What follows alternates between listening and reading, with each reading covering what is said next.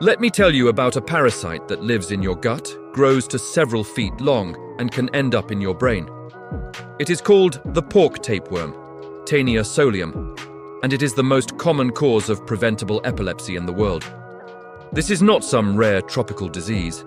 It is a hidden epidemic, and it thrives in places where poverty, poor sanitation, and free-ranging pigs overlap.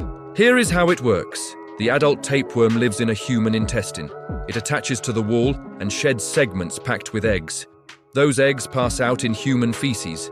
If a pig eats that contaminated feces, the eggs hatch inside the pig, burrow into its muscles, and form cysts. That is cysticercosis in the pig. Then a human eats undercooked pork containing those cysts. The cyst turns into an adult tapeworm in the human gut. The cycle continues. But here is where it gets terrifying.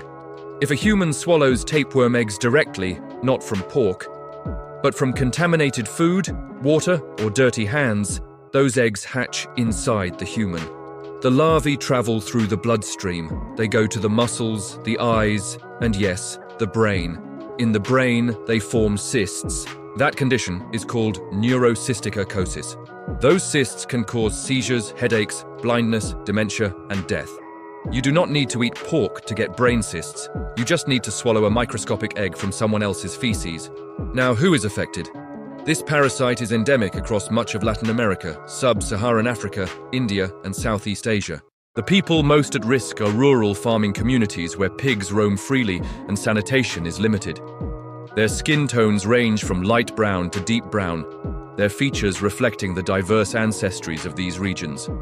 They are often poor, ignored by global health systems, and trapped in a cycle of infection that they did not create.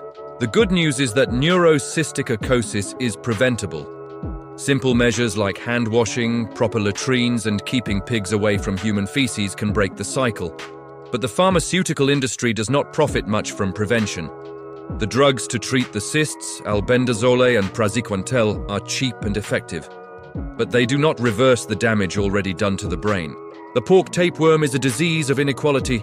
It follows poverty. It exploits the gap between those who have clean water and those who do not. And it hides in plain sight because the people it kills are not the people who write the history books. Next time you hear about a brain infection, remember the tiny egg, the invisible larva, and the parasite that turns human waste into a neurological time bomb. If you're a first-timer on this story, sound off in the comments. Drop a first and tell me your thoughts.